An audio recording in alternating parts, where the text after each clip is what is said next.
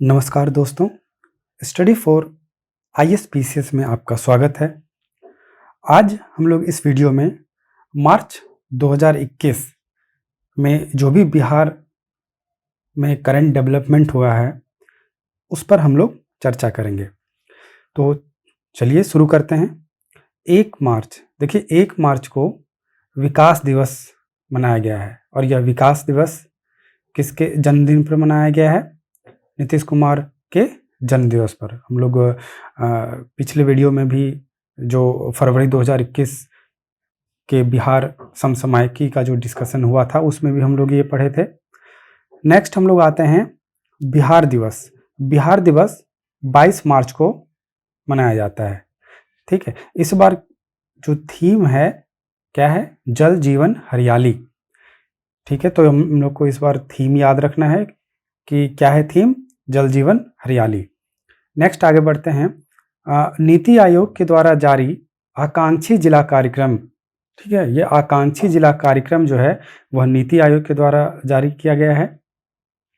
मतलब नीति आयोग के द्वारा यह कार्यक्रम को चलाया गया है और इसके अंतर्गत कुल 112 जिले हैं और इस 112 जिले में कृषि क्षेत्र में बेहतर परिणाम हेतु देश भर में बिहार का जो नवादा जिला है उसको सर्वोच्च स्थान मिला है। किस जिले को? बिहार के नवादा जिले को। ठीक है, यह महत्वपूर्ण है काफ़ी। नेक्स्ट बढ़ते हैं आगे। देखिए पवन कुमार, ये पवन कुमार को सर्वश्रेष्ठ किसान पुरस्कार दिया गया है। ठीक है, और यह पुरस्कार पटना में आयोजित जो उद्यान उत्सव था, उद्यान उत्सव के दौरान यह पुरस्कार दिया गया है। नेक्स्ट आगे बढ़ते हैं। इथेनॉल नीति। देखिए इथेनॉल नीति को अपनाने वाला देश का प्रथम राज्य कौन बना? बिहार। जी, देश का प्रथम राज्य बना है बिहार और इसे कब मंजूरी दिया गया? इसी मार्च 2021 को मंजूरी मिला है, मार्च माह में। नेक्स्ट आगे बढ़ते हैं। देखिए म्यूजियम बिनाले, यह देश का पहला म्यूजियम बिनाले का आयोजन बिहार की राजधानी पटना में किया गया है। इसका आयोजित किया गया है और यह जो इसका जो उद्घाटन है वह सीएम नीतीश कुमार के द्वारा किया गया है। और कब, किस डेट को? तो 22 मार्च को। 22 मार्च को यह म्यूजियम बिनाले का आयोजन किया गया है। विद्यापति गांव, विद्यापति गांव बिहार के विद्यापति गांव को अंतर्राष्ट्रीय महिला दिवस के शुभ अवसर पर ग्रामीण विकास मंत्रालय द्वारा राष्ट्रीय पुरस्कार से सम्मानित किया गया है। ठीक है, तो किस गांव को, क्वेश्चन आ सकता है कि किस गांव को राष्ट्रीय पुरस्कार से सम्मानित किया गया है? तो विद्यापति गांव को। तो किसके शुभ अवसर पर? अंतर्राष्ट्रीय महिला दिवस के शुभ अवसर पर। किसके द्वारा? ग्रामीण विकास मंत्रालय के द्वारा। नेक्स्ट आगे बढ़ते हैं हम लोग। देखिए राजगीर और बोधगया, यह राजगीर और बोधगया पूर्ण रूप से हरित ऊर्जा के द्वारा यहाँ पर बिजली की आपूर्ति होती है। पूर्ण रूप से हरित ऊर्जा द्वारा। हरित ऊर्जा के अंतर्गत क्या क्या आता है? जैसे हमारे जो सौर ऊर्जा है, जो जल विद्युत ऊर्जा है, ये सब क्या है? ये सब हरित ऊर्जा के अंतर्गत आते हैं। तो देखिए कि पूर्ण रूप से हरित ऊर्जा द्वारा बिजली की आपूर्ति करने वाला, तो ऐसा करने वाला देश का यह पहला राज्य है। कौन? बिहार। ठीक है, देश का पहला राज्य है। तो ऐसा क्यों किया गया है? तो इसके पीछे कारण देखिए राजगीर और जो बोधगया है यह बिहार का महत्वपूर्ण पर्यटन स्थल है और यहाँ पर देखिए बैटरी वाले वाहनों को वरीयता दी जा रही है। इवन कि जून 2023 तक यहाँ पर पूर्ण सोलर एनर्जी का उपयोग किया जाएगा। ठीक है, पूर्ण सोलर, हर एक चीज में सोलर एनर्जी का उपयोग किया जाएगा। नेक्स्ट आगे बढ़ते हैं। 4 मार्च, देखिए 4 मार्च को प्रसिद्ध लेखक फणीश्वर नाथ रेणु की जयंती है और इनका जो जन्म है वह 4 मार्च 1921 को हुआ था। यह अररिया जिले में फारबिसगंज है, फारबिसगंज के पास है, यहीं पर इनका जन्म हुआ है, अररिया जिले में फारबिसगंज के पास। नेक्स्ट आगे बढ़ते हैं। भारत सरकार की तरफ से भारत सरकार की तरफ से जारी सूचकांक है ईज ऑफ लिविंग सूचकांक। यह ईज ऑफ लिविंग सूचकांक में कुल कितने शहर हैं? 111 शहर। और इन कुल 111 शहरों में बिहार का एकमात्र शहर पटना को शामिल किया गया है, जिसकी रैंकिंग कितना है? 33वां। ठीक है, 33 रैंकिंग है और इसका स्कोर है 53। ठीक है, 2020 में मिलियन प्लस शहर, यानी कि जिसकी आबादी मिलियन प्लस है, 10 लाख से ज़्यादा है, उसकी संख्या कितनी है? देखिए, उसकी संख्या 49 है। जबकि 10 लाख से कम आबादी वाले शहर कितने हैं? 62 हैं। ठीक है, 2020 में। नेक्स्ट आगे बढ़ते हैं। टॉयथन चैलेंज, ये बिहार के ऋचा को देश भर में सेकेंड स्थान प्राप्त हुआ है। इस टॉयथन चैलेंज में देश भर में बिहार के ऋचा को सेकेंड स्थान प्राप्त हुआ है और यह चैलेंज जो है शिक्षा मंत्रालय के द्वारा संचालित किया जाता है। किसके द्वारा? शिक्षा मंत्रालय के द्वारा संचालित किया जाता है। नेक्स्ट आगे बढ़ते हैं। साहित्य अकादमी पुरस्कार 2020, भारत की 20 क्षेत्रीय भाषाओं के लिए यह पुरस्कार दिया जाता है, जिसमें से बिहार से जो संबंधित हैं उसको हम लोग देखते हैं। तो मैथिली, देखिए मैथिली में दरभंगा के कमलकांत झा को उनकी लघु कथा, ठीक है, लघु कथा गाछ रूसल आछी, ठीक है, गाछ रूसल आछी के लिए ये दिया गया है। और ये जो लघु कथा है यह वृक्षारोपण के महत्व पर आधारित है। ठीक है, तो मैथिली में किसे दिया गया है? कमलकांत झा को। किसके लिए? एक लघु कथा है गाछ रूसल आछी, इसके लिए दिया गया है। नेक्स्ट हम लोग आते हैं हिंदी में। हिंदी में देखिए बिहार के मुजफ्फरपुर जिले की अनामिका है, ठीक है, अनामिका, और इनकी कविता संग्रह है। देखिए ये कविता संग्रह है, ऊपर हम लोग पढ़े क्या है? ये लघु कथा है और ये क्या है? अनामिका के द्वारा जो लिखी गई हैं वह है कविता संग्रह। इनका नाम है टोकरी में दिगंत थेरी गाथा। ठीक है, यह कविता संग्रह है, तो इसके लिए उन्हें साहित्य अकादमी पुरस्कार मिला है हिंदी में। तो हम लोग मैथिली और हिंदी का देख लिए। नेक्स्ट हम लोग आगे बढ़ते हैं। तो जूनियर तीरंदाजी राष्ट्रीय चैंपियनशिप, यह जो चैंपियनशिप है कौन सी हुई है? यह 41वीं चैंपियनशिप है और यह देहरादून के सर्वे ऑफ इंडिया स्टेडियम में आयोजित किया गया है। और बिहार के बेगूसराय निवासी प्रियांश ने दूसरा स्थान जीता है। ठीक है, और दूसरे स्थान में सिल्वर मेडल मिला है, दूसरा स्थान जीता है। नेक्स्ट हम लोग आते हैं 67वें राष्ट्रीय फिल्म पुरस्कार। इस फिल्म पुरस्कार में सर्वश्रेष्ठ अभिनेता पुरस्कार मनोज बाजपेयी को मिला है। और किसके लिए मिला है? भोंसले के लिए मिला है। और इन्हीं के साथ धनुष को, जो कि तमिलनाडु के हैं, धनुष को मिला है और धनुष को असुरन के लिए मिला है। ठीक है, असुरन के लिए मिला है।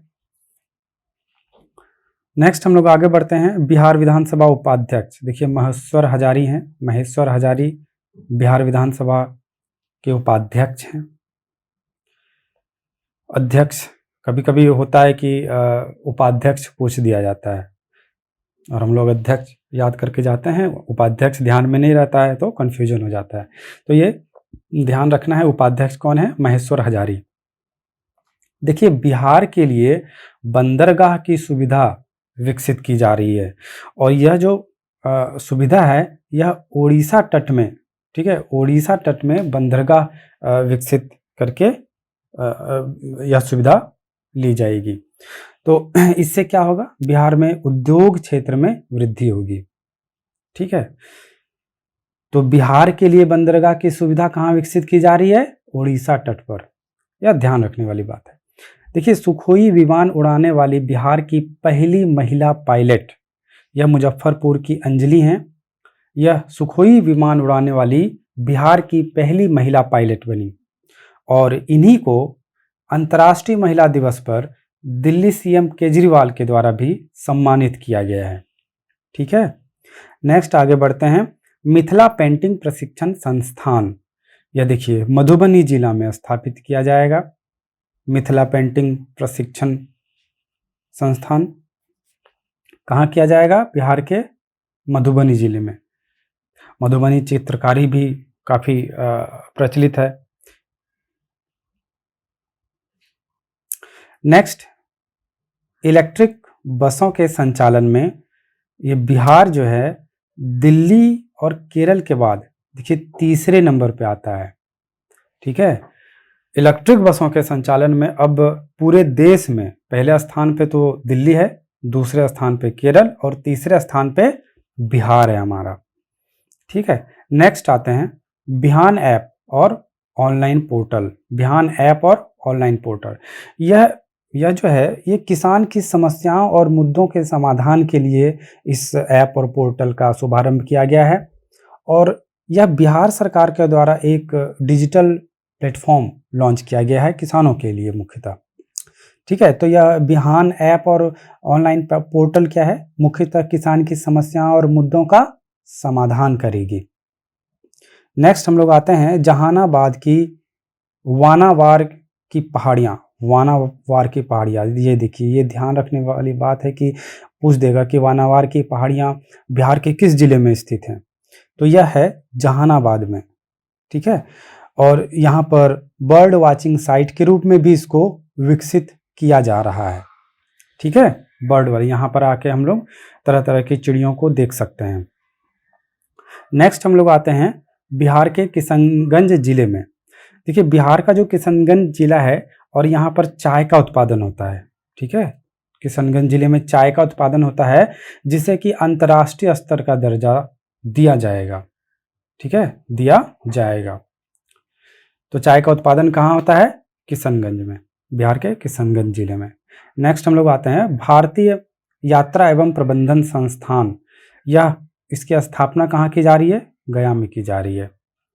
नेक्स्ट हम लोग आते हैं साहित्य अकादमी पुरस्कार 2020। हम लोग पहले भी पढ़े, तो यहाँ पर देखिए हम लोग साहित्य अकादमी पुरस्कार 2020 के अंतर्गत बाल साहित्य पुरस्कार को देखते हैं। ये बाल साहित्य पुरस्कार मैथिली भाषा के साहित्यकार सियाराम झा, जो कि मधुबनी से हैं, उनको मिला है। ठीक है, सियाराम झा को मिला है। कहाँ के हैं सियाराम झा? मधुबनी के हैं और यह मैथिली भाषा के साहित्यकार हैं। और इनको जो है सोनहुला इजोत बाला खिड़की के लिए दिया गया है यह पुरस्कार, बाल साहित्य पुरस्कार। ठीक है, नेक्स्ट आते हैं साहित्य अकादमी युवा पुरस्कार। ठीक है, बिहार के सोनू कुमार झा को उनकी मैथिली कथा संग्रह गस्सा, ठीक है, गस्सा के लिए साहित्य अकादमी युवा पुरस्कार दिया गया है। यह साहित्य अकादमी देखिए पुरस्कार जो है काफ़ी महत्वपूर्ण है। हम लोग जितना भी डिस्कस किए अभी उन सबको ध्यान में रखना है। हो सकता है साहित्य अकादमी युवा पुरस्कार पूछ दे, या फिर हो सकता है साहित्य अकादमी पुरस्कार का जो बाल साहित्य पुरस्कार है वो पूछ दे।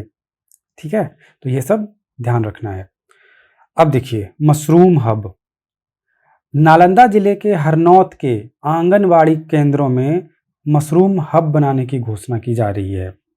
ठीक है, जो मशरूम जो होते हैं काफ़ी प्रोटीन युक्त होते हैं और इनको उगाने के लिए आंगनवाड़ी केंद्रों में प्रशिक्षण दिया जाएगा।